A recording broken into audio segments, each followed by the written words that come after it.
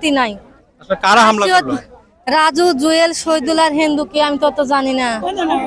ওর কি কারণে হামলা চাঁদা চাঁদা নিবে, কখনো 2 লাখ কখনো 3 লাখ। আর আমরা জমি কিনছি, ওই জমির যাওয়া হবে না। আমাদের জমি খারিজ খাজনা হয়ে গেছে। আমার জমি যেন খারিজ খাজনা করতে না পারি, কালীগ্রাম ভূমি অফিস আছে, সেই ভূমি অফিসে যা কাগজ ফেলা বলে এই জমির যেন খারিজ যেন না হয়। এসিডেন্ট অফিস, টিউন অফিসে যায় বলে এই জমি যেন খারিজ না হয়। আমরা খারিজ করছি। আমার স্বামী সব সময় শান্ত রাখি যে জমি আমি দখলে 2 দিন পর যাব, দরকারে 5 বছর 10 বছর পর যাব, ওর সাথে লাগতে যাব না। আমরা আইনের মাধ্যমে যাব। আমরা থানাতে অভিযোগ জানাইছি যে ঈদের পর আমাদের বসে উভয় পক্ষ আমাদের একটা মিউচুয়াল করে দিবে।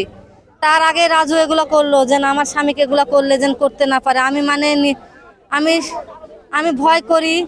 দেখে ওর স্বামী তো খালি থামায়াত হয়, ওর বউ তো দুর্বল। তোর স্বামী কি যদি করতে ঘায়াল করলে তো ও আর কিছু করতে পারবে না। এই জন্য আমার স্বামী টার্গেট করে 3 দিক 4 দিক থেকে কি চাচ্ছেন আপনারা?